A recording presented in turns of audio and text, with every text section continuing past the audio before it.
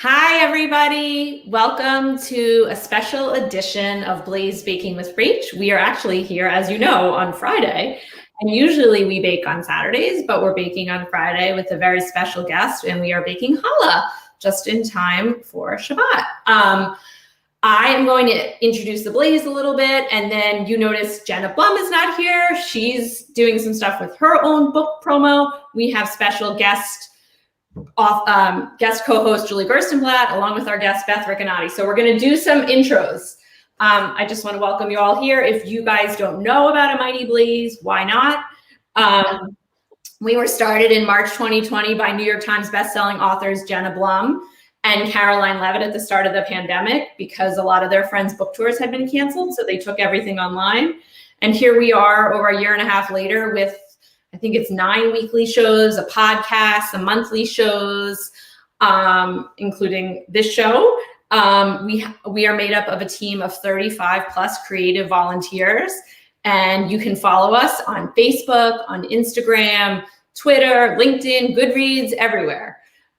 So that's Jenna's part. I'm probably not as enthusiastic as she is, although I try to be. So I think Julie's going to do a little intro to me, and then we're going to go to Beth.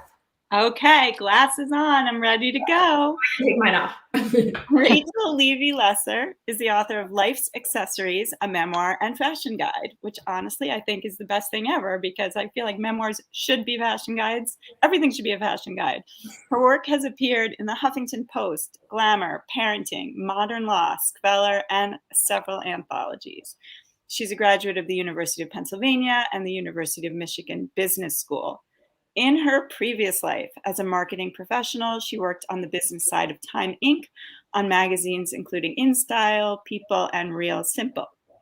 When not writing, Rachel can be found baking, of course, sometimes live on the internet, practicing yoga, knitting scarves, and wearing them indoors, which I just have to say means you have the temperature thing that I have. I'm hot, I'm too cold, am I going to be? Yeah, so I love I'll start wearing scarves in like November. Yeah. Thank you, Julie. And as you noticed, Julie is a behind-the-scenes producer at A Mighty Blaze. She produces a lot of our great shows, and I believe this is her first time on air. It is. We're channeling our inner Hoda and Jenna's to do this cooking show together. Julie is also an essayist. She's a novelist and a writing teacher. She writes about parenting, marriage, culture, and suburban life for the Huffington Post, Skveller, Grown and Flown. You can see there's a lot of similarities here. And she holds a doctorate in education from Teachers College, Columbia University, and she teaches writing at Roger Williams University in the great state of Rhode Island. Yeah, which I'm a big fan of that state, as she knows. I feel like I have a connection to Julie. I have a connection to Beth. Now we're getting to Beth, the main event. I met Beth a few years ago at an in-person book event hosted by Zibby Owens, who's a big friend of A Mighty Blaze, who's actually been on this baking show before. And I was immediately connected to Beth and her warmth and her humor and her intelligence and her story, which we're going to get into as we bake challah today. But first, I'm going to read Beth's bio. So Beth Ricanati, MD, has built her career around bringing wellness into women's everyday lives, especially busy moms juggling life and children, which we know about. She received her medical training at Case Western Reserve University and New York Presbyterian Columbia University Medical Center. She was a practicing physician for over 10 years at both the New York Presbyterian Columbia University Medical Center Women's Health Center in New York City, the Cleveland Clinic Center for Women's Health, and the Cleveland Clinic's Wellness Institute. She now lives in Los Angeles with her family and her challah-loving dog, of course. Braided, which is her beautiful debut memoir, A Journey of 1,000 Challahs, is Beth's debut book and chronicles her journey of 1,000 challahs and one woman's quest for wellness and peace, which I just love that so much. Welcome, Beth. Thank you. What a treat to be here with you and doing what I love to do, which is make challah.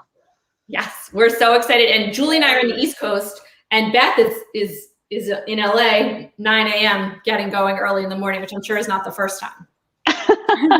No, for breakfast. No, I know, it'll be very good. Yeah, okay. Well, we're so happy to have you. In fact, when I started doing the baking show last January, in the back of my mind, I was like, at some point, Beth is coming on. I know she's going to come on, and we arranged this a really long time ago. Yeah. So, So Beth, do you want to get us started kind of in the process of making your challah for those of us who are doing it at home? And I'm gonna bake along with you. I am not going to bake along with you. I'm going to be like in the Hoda and Jenna world where they just watch and say things like, ooh, that looks complicated. Or go, keep mixing, keep mixing. The great news is this is super easy, Julie. This is a recipe from the JCC in Manhattan from a mommy and me class that a girlfriend shared with me, gosh, now 12 or 15 years ago. I had never made bread, let alone challah. I was terrified. The idea of using yeast was like overwhelming. But it's 6 ingredients in a bowl. So we all can do this today. Okay. So I like to start by actually getting everything out. So you'll see, and we'll talk about specifics as we go, but you'll see that I have out flour, eggs, oil, sugar, salt, and yeast. Okay. So I like it all out ahead of time. It makes it much easier. I can calm down and not worry because everything is set up for me. And since I'm not a baker, I'm a doctor, I find that this is a lot easier to just get it all out ahead of time.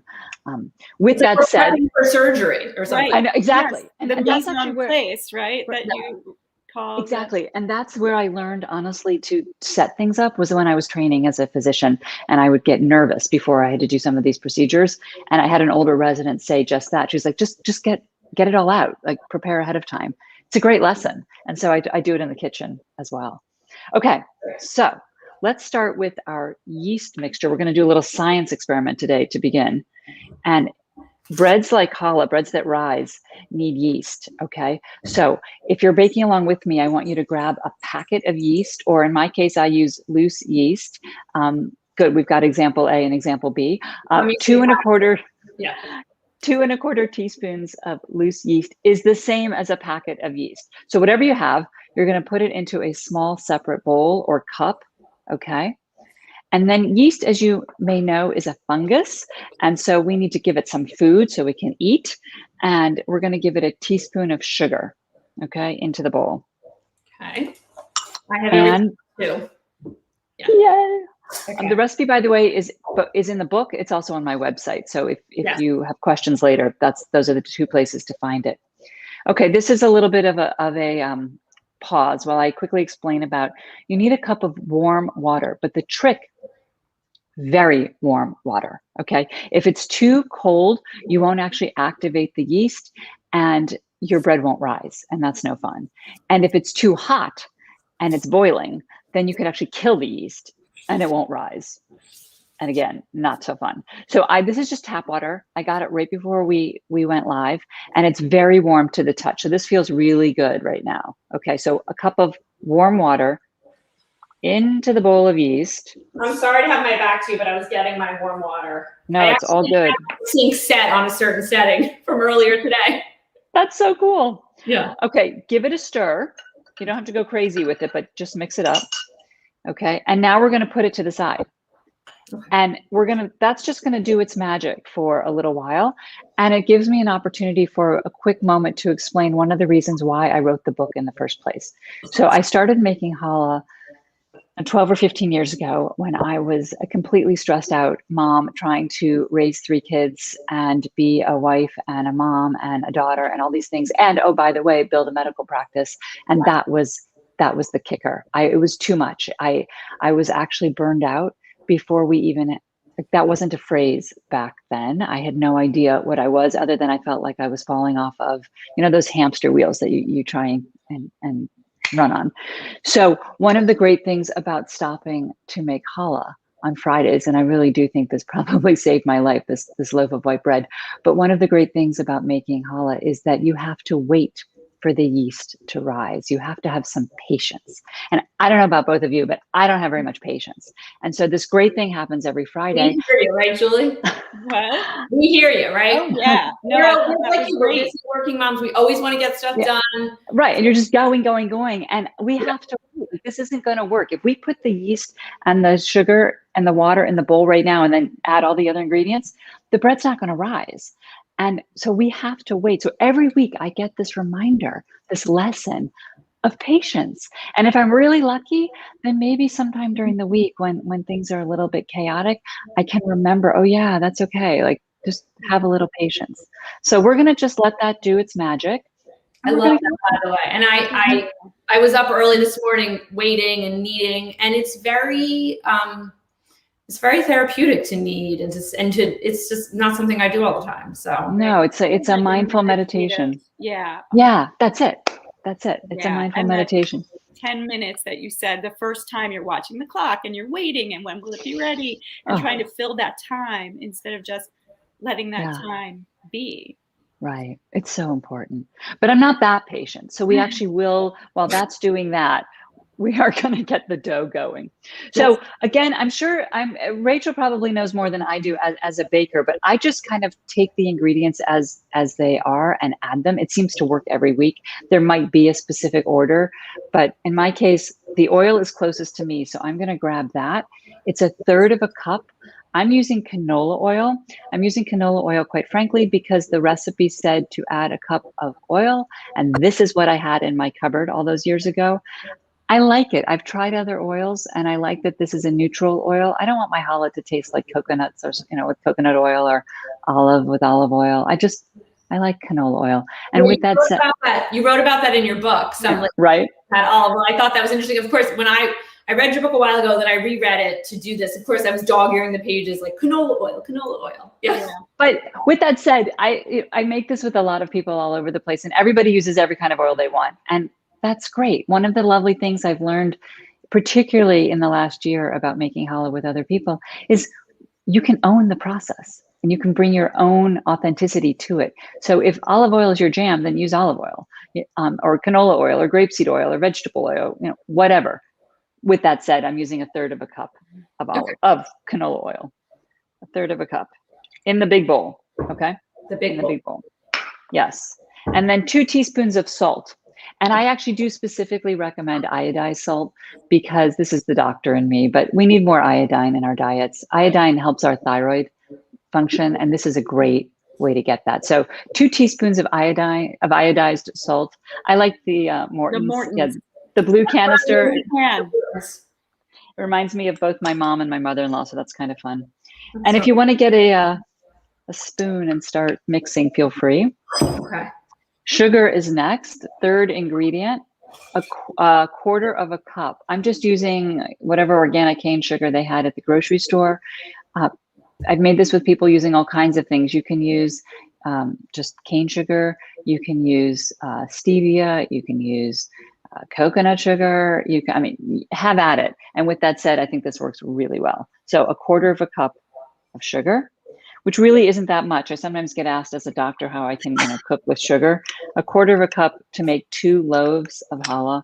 You end up with, this much in a piece of bread. It's okay. Yeah, I like how you break down all of that. You have those little sidebars and you're like, a note about flour. I know that white flour is, poo-poo now, and salt and eggs. And you break down why, especially in these moderate amounts, the balance in life and the joy of this great food that's being made. And it's real food, right? It's not processed. Like if you go to the grocery store and you buy a loaf of bread and the ingredient list is, like that long. If you're not at the fresh bakery bread. No, but the white bread on a shelf. Yeah. Like, what is all that stuff? And like you said before, it's sort of like everything in moderation. You do this once a week. You make the 2 loaves, you divide, and it's so delicious, the homemade challah. Of course, if you're like me and you eat an entire challah, maybe that's a little much. Yeah, I've done that too. That's what I did when I first did your baking class in the beginning of the pandemic. Yeah, it's good stuff. Okay, the 4th ingredient. We're almost there. 2 eggs. Now, this is a quick opportunity to talk about food as medicine. And again, that doctor hat. But I really believe in the quality of the food that we eat. It absolutely matters. You can help your health by the foods that you eat, and you can actually hurt your health by the foods that you eat. So I love to think about that every week with the eggs, because I get the absolute best eggs I can find. And you'll see, I hope you'll see maybe, that the yolks are that rich saffron golden color. And that means they're nutrient dense. They're packed with all kinds of good stuff. And I like that reminder every week. If you get sort of the cheapest commercial eggs you can find and you do a side-by-side comparison, those will be very pale and anemic looking as opposed to these. And it really brings home the point that you want the best food for yourself, for your family, for whomever you're cooking for.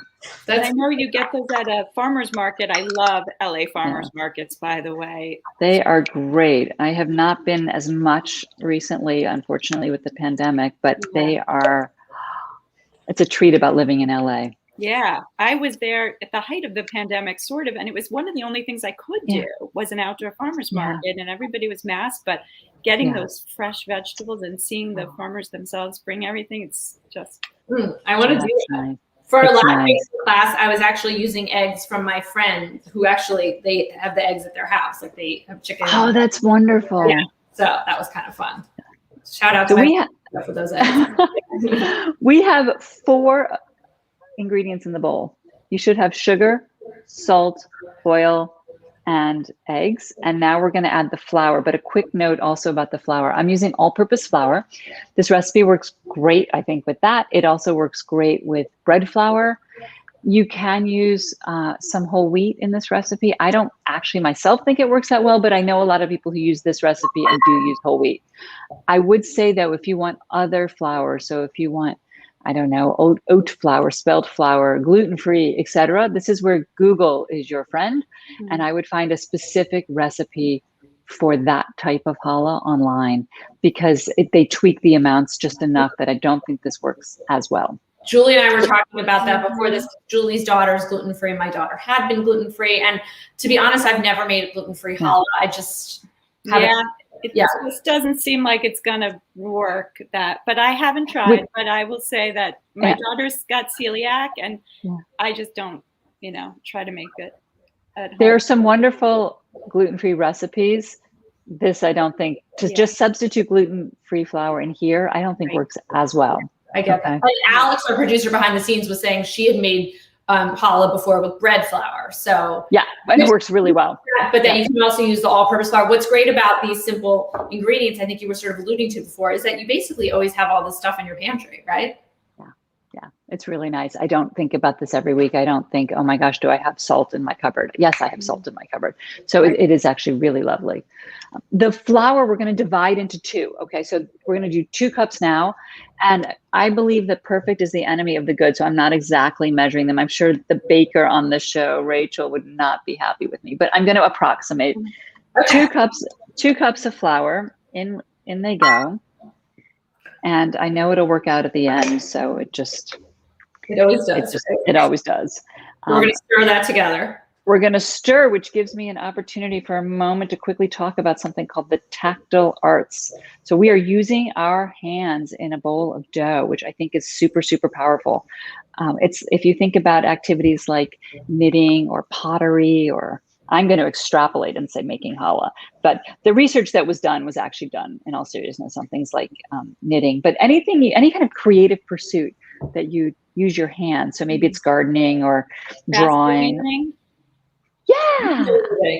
There you go. And anything that, so the scarves that you make, Rachel, all of these things, they actually have been shown that when you use your hands in a creative pursuit, you actually feel better. You feel less anxious. You feel more connected. You feel present. And gosh, I know that's true for me. And what I also find true for me and has been shown in the literature, when you do these activities in a group, so maybe you've knit with people before, like in a knitting circle, and just now seeing your faces on my computer screen, we're part of a community, and Mighty Blaze is a larger community. And when you come together in a community, in a communal effort, it's a great way to combat loneliness. And goodness knows, this last year we've had a bit of an explosion of the loneliness epidemic.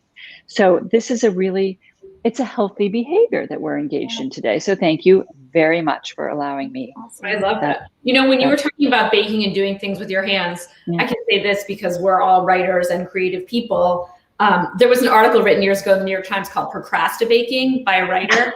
And it was about how she would be on a deadline, she'd have something to write, and she would procrastinate, which I do all the time. Yeah. But I do think there is something about taking a break from your desk, whatever you're doing, or, and doing something with your hands, whether it's baking or knitting, and then sometimes the ideas come to you in whatever pursuit that you're doing.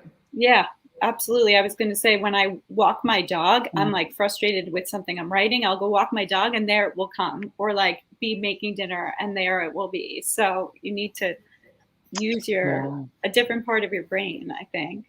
Oh my gosh, yes. Yeah. Okay, so my page. I'm so relaxed.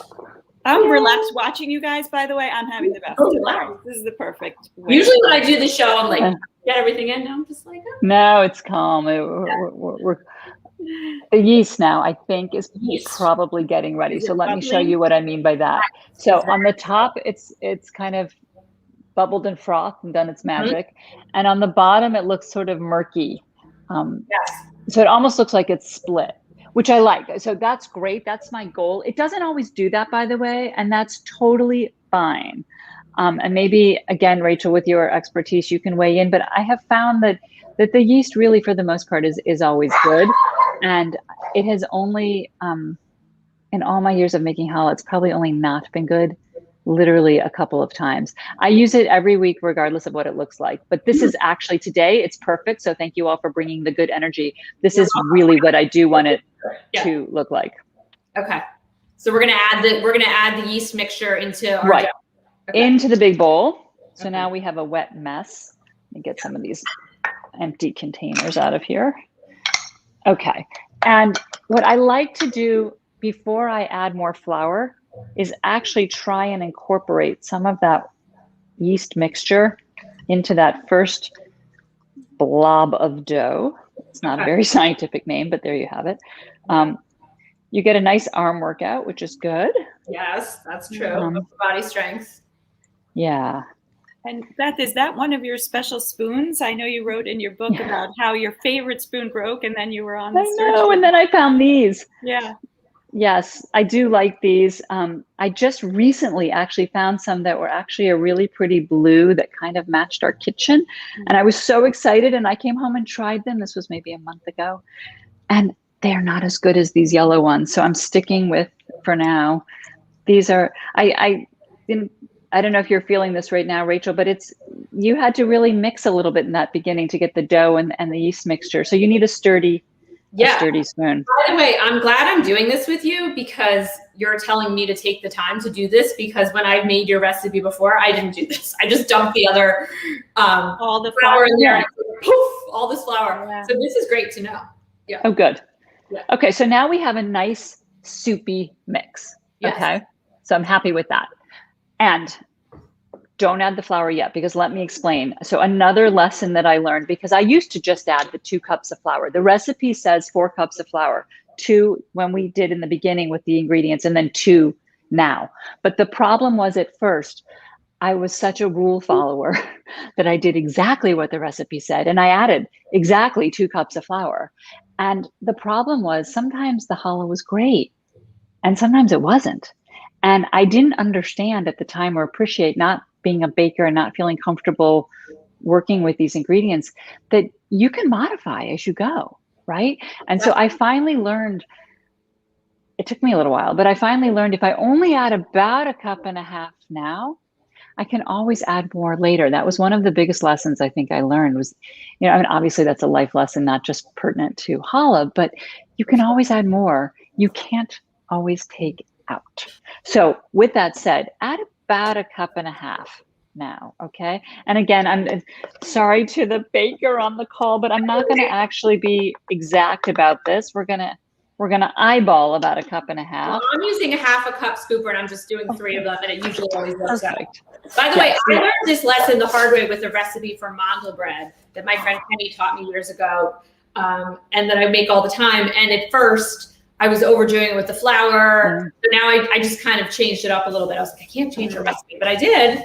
And, you can always add, like you said. It's so hard to deviate. Best mandel bread. Oh, now I need some mandel bread. Well, now we have Julie's mom on the show. There you go. Oh my gosh. Write a book. She's been doing an online, because of loneliness. She lives in New York City, and her temple group couldn't get together, so they did an online cooking class, and she's been making some great stuff. So that's so cool. Yeah, that is a fun idea. Oh my God. I think there have been some really clever, creative solutions that have come out of the last year. I did an in-person cooking class last weekend. I went down to surprise my Aunt Jo in Savannah for her 80th birthday. And we did a very small family in-person class, and we made rugelach, which was really fun too. I have that recipe. Wow. My stepdad made the best rugelach. He made I'm gonna say 750 regala for his grandson's bar mitzvah. Oh my gosh! And he would be like, he would take over the kitchen in my mom and Howard is his name. Howard was his name. He passed away a while ago, but he would take over the kitchen and we'd have to stay out while he was rolling rugala. So we had t-shirts made that say Rugala Mania 2015. And on the back, it said, just roll with it. Because we had I love that. All these creative ideas. Meanwhile, the dough is really taking shape now. Yes. So, right. So you'll see in the bowl, it's coming together, but it's not a nice round ball of dough, which is what we're going for. It clearly needs a little more flour and it needs to be kneaded. And so you have a choice at this moment.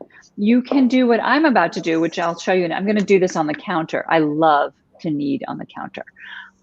With that said, I have learned some people don't actually like that and they want to do it in the bowl. So it doesn't matter. You can continue the whole process if you want in the bowl, or I invite you to get messy with us and I'm going to do this on the counter.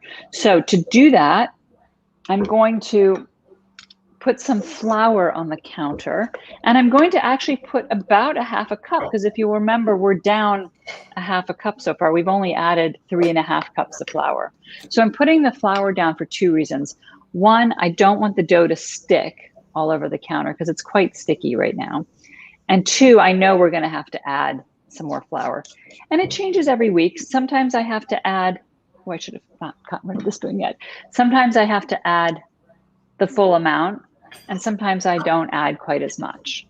You will see, by the way, I did use the spoon to get the dough out of the bowl because I want the bowl to be as clean as possible. I'm going to put the dough back in this bowl to rise. You don't have to do that. You can use another bowl. I'm lazy and I don't want to wash an extra bowl. So like that. I did the same thing before. Yeah, I'm going to go right back in that bowl in a minute. But for now, Rachel, are you on the counter or are you using? So I have this wooden cutting board that I put on top of my island.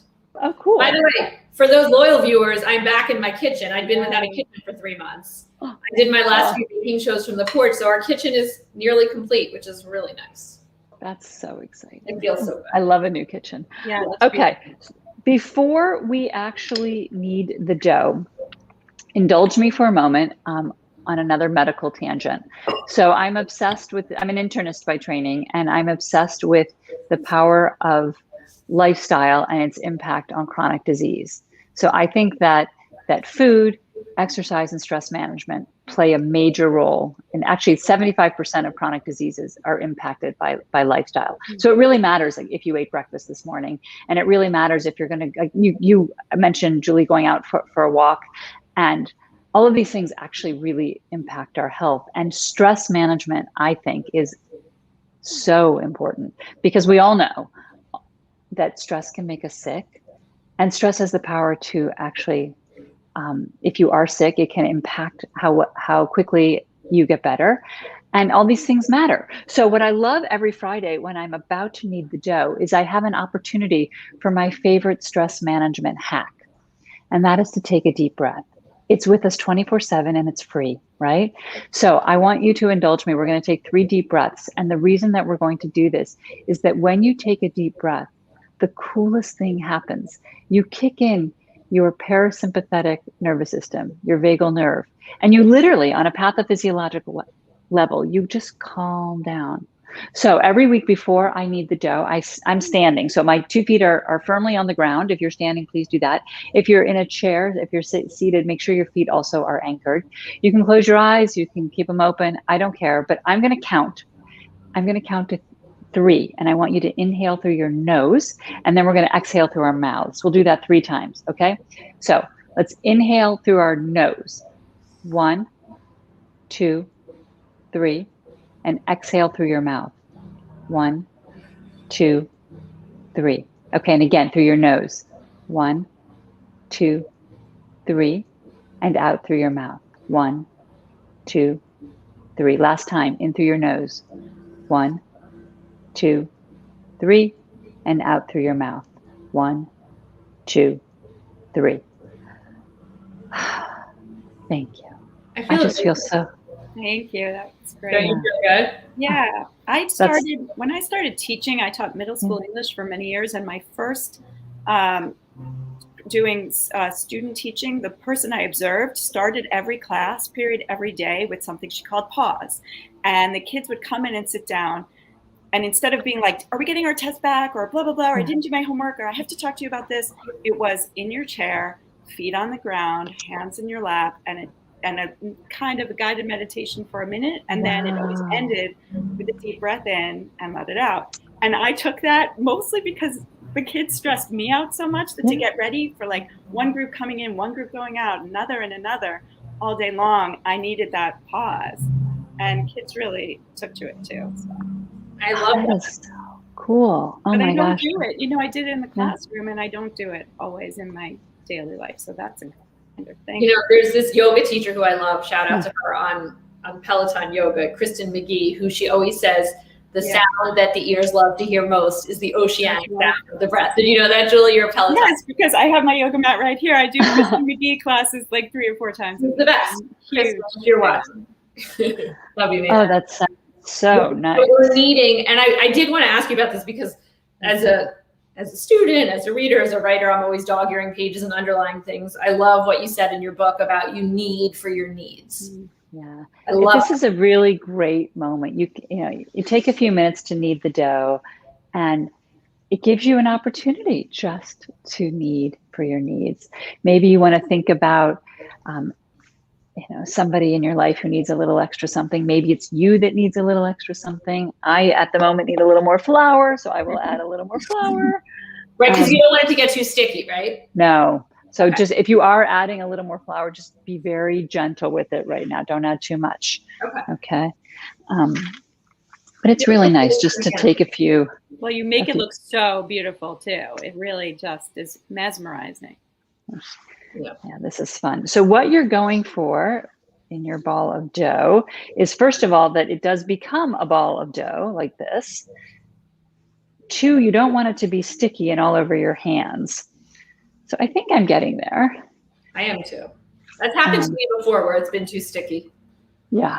So let me come show you what I mean. So it's a nice ball of dough now. And my test is I poke it. It's not very scientific, but it seems to work. So if it bounces back, which it's doing, then I say it's done. I love that test. It works, Yeah. And I'm going to go right back in the bowl. So I'm going to put a drop of oil. Okay. Back in the bowl. Back in the same bowl. I don't want it to stick. Okay. So I'm going to put some oil in the bowl, just a little. And I'm going to put it back in the same bowl. And I'm going to cover it. And here you have a choice. You can cover with saran wrap. You can cover with a moist tea towel, whatever you want. But you're going to put it to the side and let it rise for about an hour and a half. Now, ideally, because this is a yeasted dough, it's got yeast in it, it likes somewhere warm to rise. So if you have, for example, the proof setting on your oven, that's an option. You could put it, if you had a warming drawer. When I lived in Cleveland, I used to put it on top of the radiator.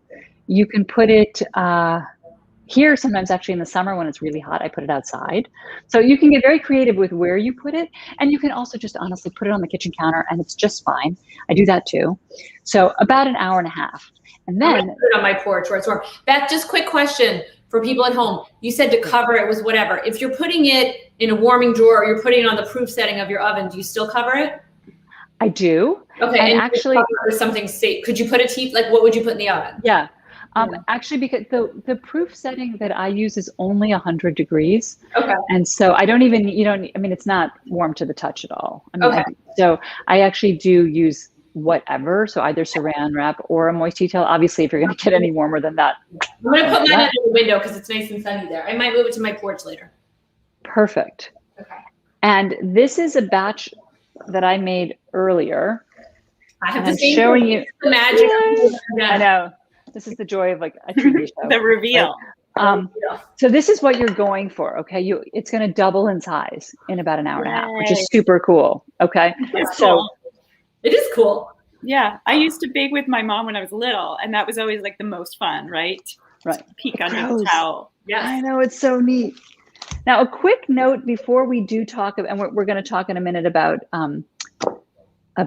braiding and baking, but a quick note specifically about challah. So challah is We make it every Friday for Shabbat, the Jewish Sabbath. And it's a commandment. It's a mitzvah to make challah. And what I didn't know when I started, which I know now from having the really cool opportunity of making challah in Israel and learning the history of challah, is that actually the braided bread that we're going to eat tonight for Shabbat is just that. It's braided bread. The mitzvah of making challah, the separation of the challah, is to take a little piece of the dough and to wrap it up. And we're going to say a blessing. And this approximates when there was a second temple and you would make an offering. Obviously, we don't do any of that anymore. So this is just for that. And I say the Jewish blessing, which is Baruch atah Adonai Eloheinu melech haolam asher kitshanu b'mitzvah tov v'tzivanu Allah hafri Challah. The Allah hafri Challah is for the separation of the challah. But I recently made this with some Catholic women and they said their own blessing. So really, whatever. I don't have any ownership to that. I just think it's special to elevate the experience of making challah and taking a moment to say something. Okay, so I throw that away and then on we go to braid and bake. So I'm going to put some flour on the counter because it is sticky. And again, I don't want this. You're not putting an exact amount. You're just kind of covering it, right? Right. Just so that the dough doesn't stick on the counter. Okay. And then you'll see, by the way, because I oiled the bowl, it comes out really nicely, which is great for cleaning. Wait, you haven't cut it in half yet, have you? Okay. Sorry, spoiler alert. You ruined the whole thing, Rachel. We didn't know. Now you know. I am now going to cut it in half because I'm going to make 2 braided challahs. You can actually do all kinds of fun things now. You can make a super big challah. You can make an 8-stranded challah, 6-stranded, 12-stranded. I mean, Instagram is your friend if you really want to get creative, and there's some gorgeous challah on Instagram. But I, every week, usually just make 2 3-stranded challahs. I did a couple weeks ago for the Jewish holidays make round challahs. I was thinking today maybe I might later try a lulav and etrog shaped challah because it is Sukkot this week. I mean, you can have fun with it. I like to keep it simple. I think for me, part of the joy of making this every Friday is that it is simple and I don't complicate it. I don't think I could keep doing it. So we're going to cut it in half. I'm using my handy dandy pastry cutter. And I don't know if you, Rachel, measure out your dough. I do not. I eyeball it. No, I'm going to eyeball it. Okay. Some people if you want it absolutely perfect, you can weigh it on a food scale. Okay. So I'm going to just eyeball it. I now have 2 because I'm going to make the 2 challahs and they're going to be 3-stranded. So I'm going to cut them into thirds. Again, I'm just eyeballing. I love this part. I used to love to braid hair when I was younger, and I loved braiding my daughter's hair. And yes, this is a good opportunity to practice that. So I'm going to roll these out with my hands. You can also use a rolling pin. I used to use a rolling pin for years, and then one of my kids went to Israel and came back and told me he made challah with his hands, and I was so impressed that I switched. And it actually adds, I think, to the tactile experience to use your hands. So it's messy. You can see I should have worn an apron like you, Rachel. I'm going to send you a Mighty Blaze apron, right, Julie? Yeah, I have one. Oh, I should be wearing mine right now, but it doesn't really matter since I'm not baking. I will tell you that the first and only time I made challah was in a group setting, like you were saying, Beth, about the community aspect of it, with a group of women at the Hillel at Brown here in Providence. And I brought my daughter and everybody brought their kids. And we just got really confused by the whole braiding thing. So I'm looking forward to this one-on-one tutorial because I think we're going to go slow. That's my favorite part. The camper in me became an expert braider. I do French braids. I can braid hair. I just cannot braid bread. Yeah. Now, well, hopefully by the end of this, you will be able to braid. So I am just sort of rolling these out. The key is I want them to be equal in length, or at least I want to have 3 roughly equal so that I can make the 2 challahs. So we'll put these over here for now. We'll put these here. And before I actually braid them, I want to talk for a quick minute about toppings and filling. So I've learned a lesson since I wrote. Good topic. I was going to ask you about that. Yeah. Yeah. So In the book, I wrote about how I like plain challah. And personally, I still only like plain challah. But I've learned a big lesson this year making challah with so many people. And it's another opportunity for authenticity that we talked about earlier. But you can personalize your challah. And this is a great place to do it. So I've made challah this year with people that have done all kinds of fun things that make it their own, right? So you can, for example, in October, it's Breast Cancer Awareness Month, and I've made a challah with women who make pink challah. In June, when it was Gay Pride, I made rainbow challah with people. You can add different spices. There's a woman who reached out to me last week, and for the Jewish New Year, when she was making her first ever round challah, she put cardamom on it because it reminded her of her grandmother. I mean, how cool is that? So you can really do, whatever sparks to you, and you can make savory challahs and you can make sweet challahs. And let me show you really quickly. I'm going to do a demonstration about toppings on the second. I'll do talk about fillings right now with the first. If you want to add something into your challah, you can add it into one strand, you can add it into two, you can add it into three. I mean, again, you can be super creative. Like cinnamon or salt or something like that. Right. Okay. Exactly. So if, let's say you, if my kids had their way, I'd put chocolate chips in it every week. So let's pretend, and you want to use your thumb and kind of flatten it out like this, okay? And you can almost imagine that there's a channel down the center, right? And so you could just put here in the center, you could put the chocolate chips, you could put the raisins, you could put the garlic and herbs, whatever you wanted to put in it. And then you seal it back up like this, and kind of roll it around a little bit so that it's really nice and in there. And what I like about this technique, I've tried a couple of different ones, it's in. So when you're baking it, it doesn't end up all over the pan, which is really nice. And the second reason I like it is because it's super fun. You can't see it, right? So it's fun when someone opens it and then they're surprised. So for those two reasons. Okay, to braid, the first one. The first thing to do, and Julie, I learned this the hard way. You want to make sure the top is attached. I'm putting my glasses on. Yes.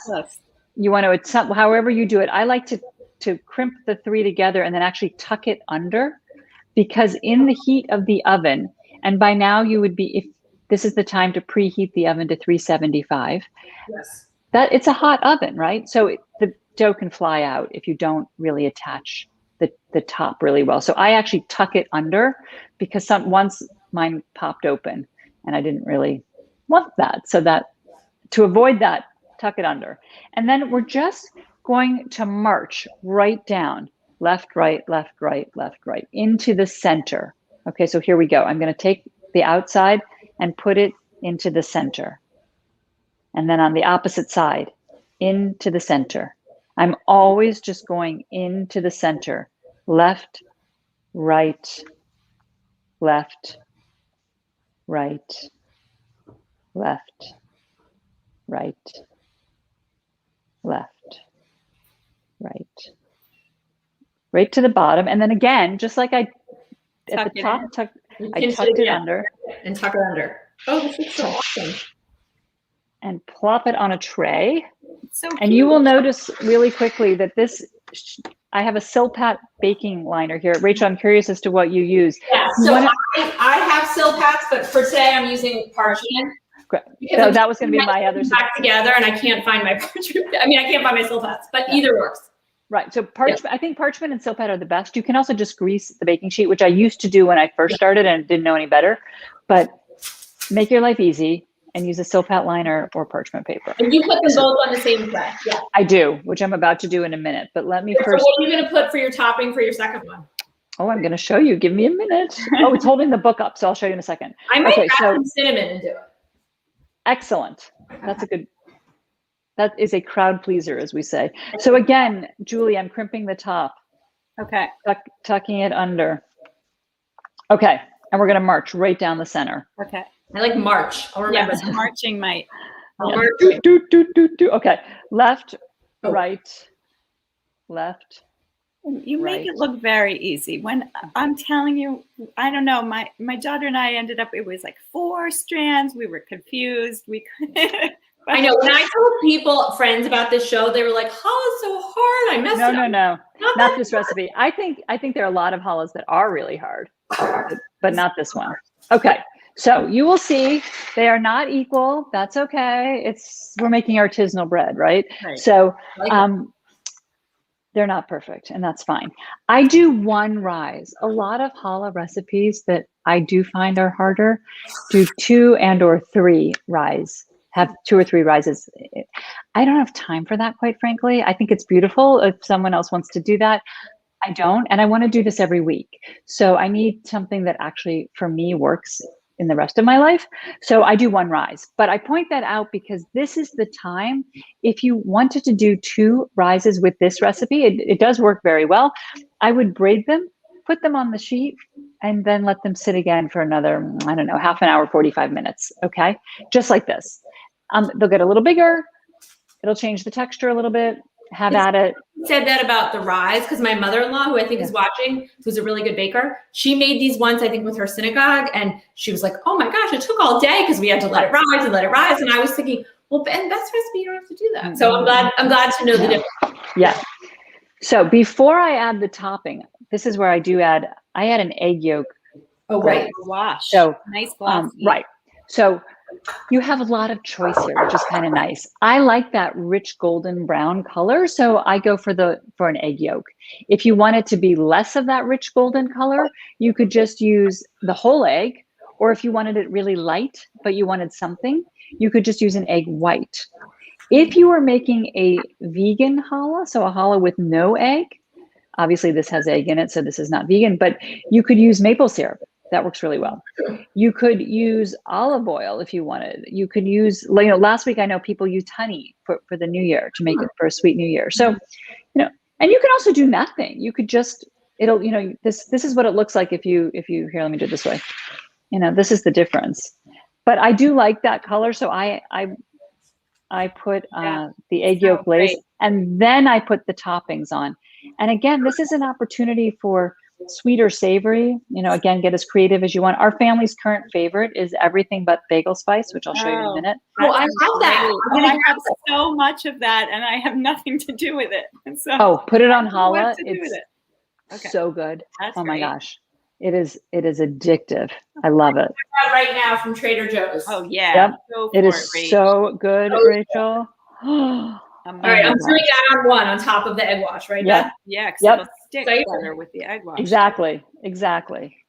I'm going to do that in a second. You will see. Oh, this is going to be good. Oh, man. I'm going to have this overnight one to you.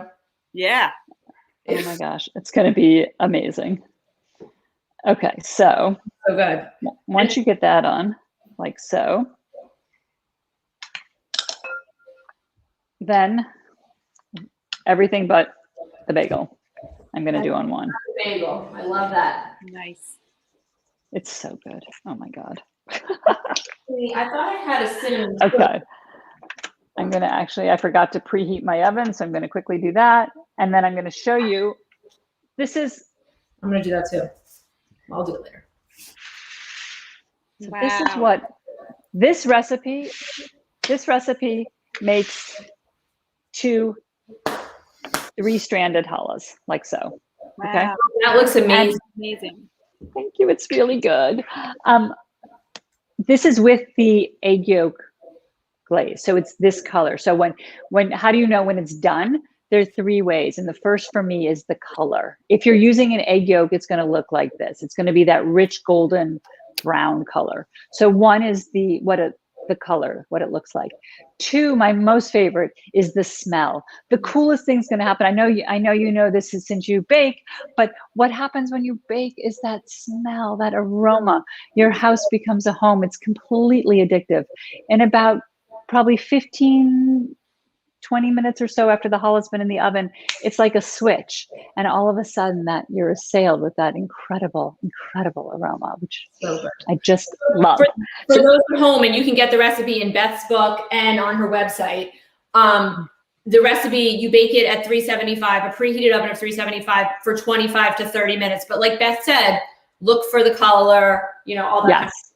Because everyone does differently. Right. Exactly. And I was good. So the last thing I like to do, because mine's probably about 25 minutes, I would say, really, in the oven I'm using now, is I take it out and wait. Obviously with an oven mitt, it's very hot, but if you tap along the bottom, it should ring hollow. And those are really the only 3 things I do for this size. I'm looking for color, smell, and does it ring? You know, can you tap the bottom and it's hollow? If you make a bigger challah, or last week when I was making the round challahs, then I did use a food thermometer, and you want it to be 190 degrees. I have embarrassingly served raw challah when I made one year for the high holidays, a big round challah. It looked fantastic, and we opened it and it was raw because I didn't realize that you need to actually, has to cook all the way through. And so for these though, I don't bother with the thermometer. It works really well. Just color and smell, and then is it hollow? And then you have challah for dinner or whatever. It makes great French toast. Alex just popped up a note. For those of you watching at home, if anybody wants to pop up a comment or a question, now would be the time. And we're going to choose someone's comment or question. We're going to send you a copy of the book Braided. So feel free to comment or question at all. We would appreciate it. Yeah. Julie, do you have a challah in your house right now? I do. Look at what I made. And she put it in the bag and everything. Yeah, it's perfect. Isn't that amazing? I'm going to take it out and show you what it looks like out of the bag. Yeah, so I, like I said, I do love to bake, but I do find there's certain things that just aren't going to be, you know, consumed here. And that's largely because my daughter's gluten-free and my son's away at college. So challah would be one of those things. So instead I'll make chicken soup. I'll make, you know, a gluten-free brisket. And I love watching my daughter enjoy that. And this is not going to be one of those things. So I bought it from my local bakery, which is not a Jewish bakery at all. And moving from New York to Rhode Island 7 years ago, I found, you know, I was thinking it was a new place, people, but my local bakery makes an incredible challah every Friday. They make about 8 or 10 of them. And then they up it for the holidays, and they make them round, and they know all the stuff. So, and it's delicious. That's cool. Julie, you could make some challah French toast with that tomorrow, maybe. I know. That's a good idea. All right. Oh, I might the do that. best. I like to just really take a hunk. You know, I do slice it and I'll say a prayer over it Friday nights, but I also really love that grabbing a hunk that's like raw raw in terms of like looking on meat, and just slather it with butter and pop it in my mouth. That sounds so good. It's so good. I can't wait to pop this in the oven to take it out. And I'm also later going to make the one that we have rising now. So I'm going to have lots of challah. So friends and neighbors. I was going to say, that's a great thing to do with an extra loaf, is to share it. Everybody loves challah. It's definitely true. Definitely true. Do we have perhaps a winner, Alex, for the book, or drum roll? Joan Bonfanti Shannon, you are the winner. Thank you for watching. So if you could just please send a message through Facebook Messenger to us or email us at amightyblaze@gmail.com with your mailing address, we will make sure to get this beautiful book Braided to you. It's really, I've read it now twice. Julie's read it. It's great. It's so great. I'm just, you know, the recipe's in here, and it's about a lot of what Beth talked about. I'm talking like Beth, like she's not here, like my grandmother used to do about me. But it's like, you'll get to know her whole life story and her life as a physician and a mother and a daughter. And it's really, really beautiful. Beth, can you tell us what you're working on now, besides making challahs every Friday and doing Yes, well, I've had such a wonderful experience making challah with so many people around the country this last, since COVID, that I'm actually working on a book about some of the lessons and things I've learned since then, which has been really a gift. That's so awesome. We cannot wait to read it.